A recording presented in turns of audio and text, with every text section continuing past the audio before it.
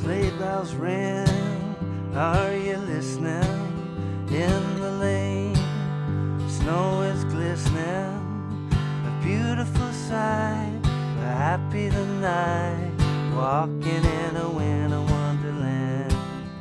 Gone away is the bluebird, here to stay is the new bird. He sings a love song as we move along, walking in a winter wonderland. In the meadow we can build a snowman and pretend that he's Parson Brown. He'll say, are you married? We'll say, no, man, but you can do the job when you're in town. Later on we'll conspire as we dream by the fire to face unafraid the plans that we made, walking in a winter wonderland.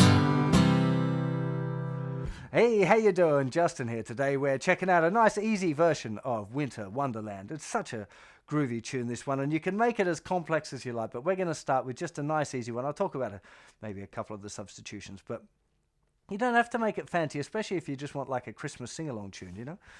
Okay, let's start by keeping it real simple. 4 down strums to the bar. I'm going to be using my thumb because I'm going to be showing you a little groove later on, a slightly country kind of style thing where we're going to be playing the bass note with the thumb and strumming with the fingers. But starting off, usually it's a good idea to make sure you kind of hit with all the chords first. So starting off with a C chord. So sleigh bells ring, are you listening? That's 2 bars to G7 in the lane. Snow is glistening, that's the 2nd bar, we're here for another 2. Beautiful sight, we're happy tonight. Then 2 beats on D7, 2 beats on G7, and then a bar of C.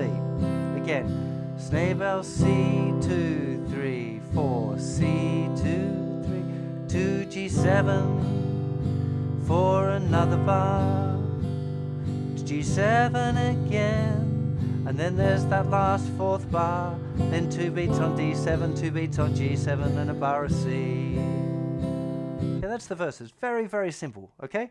2 bars of C, 4 bars of G7, 2 beats of D7, 2 beats of G7, and then a bar of C. Okay, very, very simple form, nothing particularly difficult going on there. The other chord sequence that we've got is the bridge, which is an E chord for 2 strums, B7 for 2 strums, then another bar of E. Same thing again, E, B7 to E.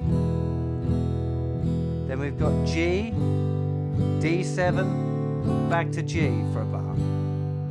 Then A7 for 2 beats, D7 for 2 beats, and G7 for a bar, or G. Doesn't really matter, G, G7, you can play about with which one of those. My ears just then were just saying regular G, but I've written G7 in my Christmas songbook, which if you haven't got, I'll just give it a little flog there. I don't like flogging my own stuff, but check it out. 21 massive Christmas hits for guitar. Some play on the day, some learn in December, some learn in November, kind of vibey things. But it's a good book. It'll be helpful for everyone that wants to have a sing-along with a tune like this at Christmas time. So let me play that through now, verse 1, verse 2 and the bridge, just so you can see how all of that fits together, and I'll kind of sing the chords along. So 2, 3, sleigh bells C, I C chord, then to G7 for a 2nd bar, and a 3rd bar too, and then another 4th bar.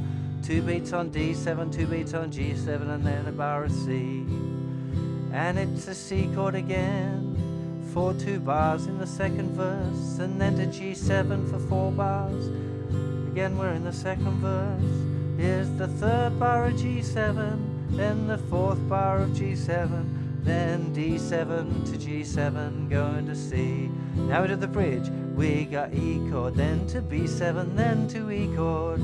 Difficult one to find the vocal melody, E, and then to B7, and then to E for a bar. Then G to D7, back to G chord.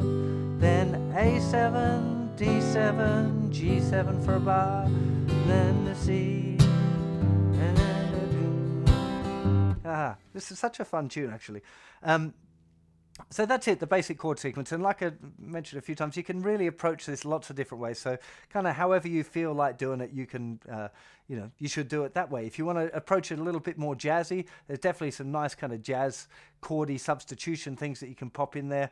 One thing I should mention about the chords is if you want to get into doing the Buble version, the very first G7 works really nice as a D minor, okay? So, or a D minor 7. So, sleigh bells ring, are you listening? Yeah, in the D minor to G7, and stay still on the G7 for the 3rd and 4th bars, and then the D7 to G7 to C.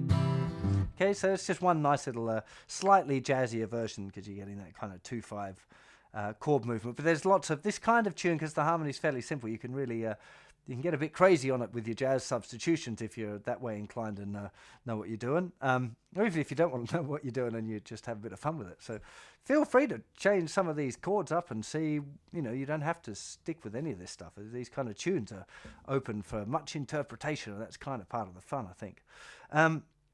Now, there's lots of different options for the rhythm as well, but I just want to share one with you that I think works real nice, which is this kind of slightly country feel. On the C chord, nicest way to learn it, we're just going to be playing the bass note of the chord with the thumb, and then down, up on the 2 and. So 1, 2, and 3, 4, and 1, 2, and. Sleigh bells ring, are you listening? In the lane, snow is glistening. Beautiful sight, we're happy tonight, walking in a winter wonderland.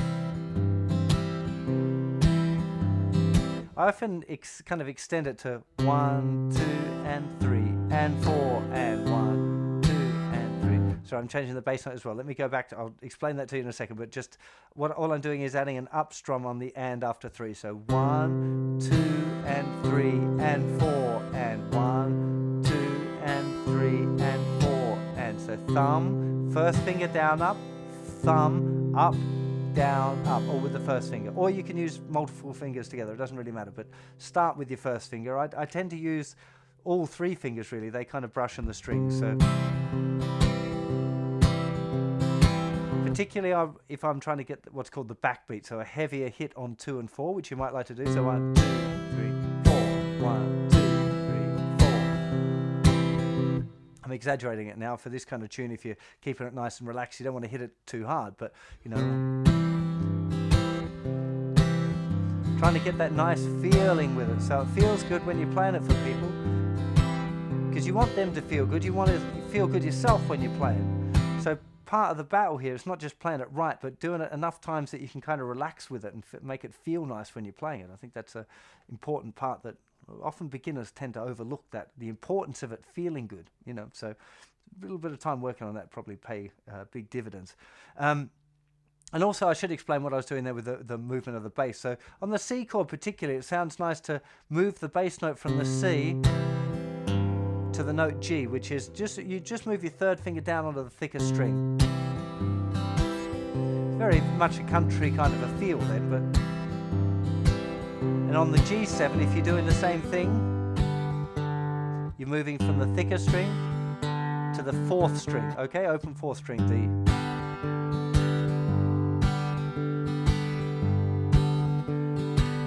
Obviously for the D7, you're going to play the 4th string, G7 back to the thickest, and then 5th string for the C. For the E, E, B, E. It's still the same feel, G, D7 to G. Here, A7, D7, G. Definitely, actually, I'm feeling that one definitely as a regular G first. So A7, D7, G, G7, then we're back in.